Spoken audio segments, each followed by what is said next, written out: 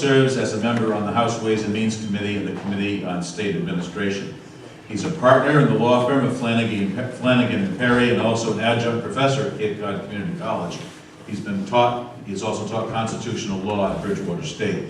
Jeff graduated with a law degree from the New England School of Law and also has a Bachelor of Arts in Sociology from Curry and an Associate's from Bristol Community. He successfully completed an executive management program at the Law Enforcement Executive Center at Babson. In addition, he's a graduate of the Plymouth Police Academy and served as a Wareham police officer and sergeant for 8 years, and also served in the Massachusetts Army National Guard. Jeff and Lisa have a son, and Jeff, we welcome you today.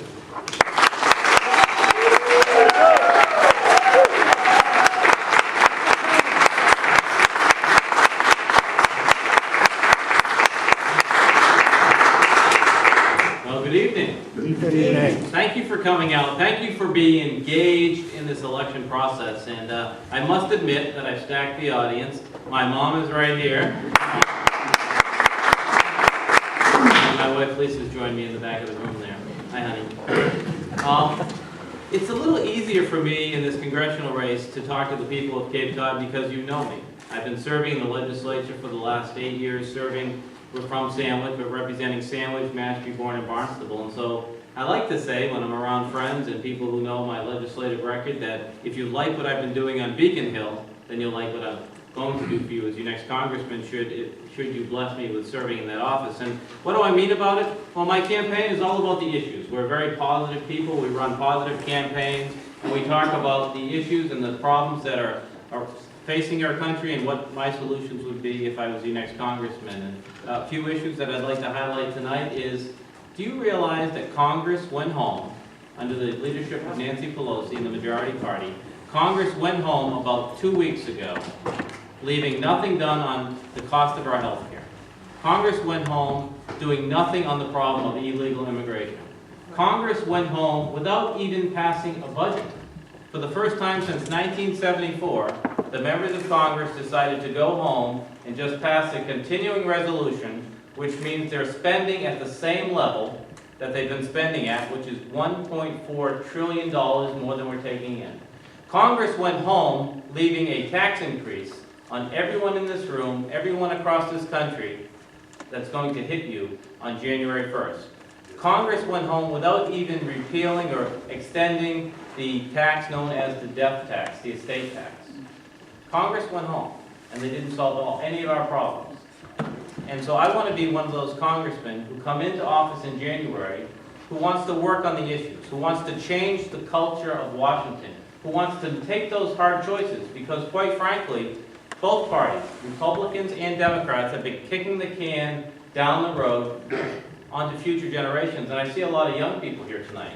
Do you realize that we're poised to give them a current $13.5 trillion national debt?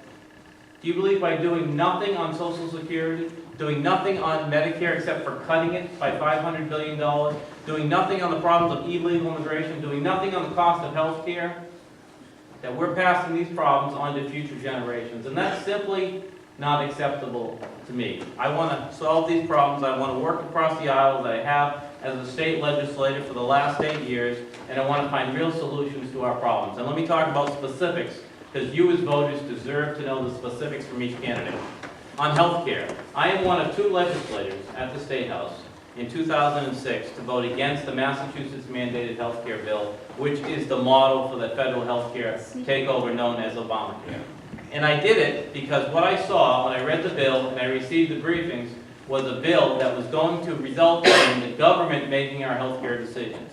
A bill that did nothing on the cost side of health care. Nothing on the cost side of health care. And since we passed the bill in 2006, our health insurance premiums have increased by 22%. Double the national average. And I don't want the federal government taking over our health care. But we need to do things on the cost side of health care. If we want health care to be more accessible and more affordable, then we need to reduce the cost of health care. How do you do that? Well, 4 or 5 things that the American people, Democrats and Republicans, both say that they want, but neither party has been willing to get them done, and I've been fighting for them at the state level. Tort reform, number 1. I'm the sponsor of a bill at the legislature on tort reform. It's insulting to me as an American that Congress passed a health care takeover and the President signed it, and it has nothing to do with tort reform. Medical records, reducing the administrative burdens on doctors, something as simple as allowing people to purchase health insurance across state lines, not in the federal health care bill, specifically precluded from that. It doesn't even allow small businesses to combine, like we do here in Massachusetts, combine our resources and purchase health insurance in groups, especially across state lines. So there's things that we need to do to reform our cost of health care so that Americans can afford it and businesses can provide it, but none of that's in the federal health care bill. What is in the federal health care bill, and for the people who are touting it, is a $500 billion cut to Medicare. $500 billion. And a cost of $1 trillion in year one in increased taxation and cost of the federal government. That is not health care reform to me, and I want to go down there and work on the cost of health care, not getting the government in between the decisions of the doctors and patients. Illegal immigration, I've been one of the most outspoken legislators at the State House. I'm the author of the Perry Amendment, which would make sure that illegal immigrants never get access to state benefits here in Massachusetts. And I want to take that experience that I've had of being a leader on the problems of illegal immigration here in Massachusetts and take that to the federal level, because I think we can agree that the Constitution dictates that the problems or the issue of immigration is a federal issue.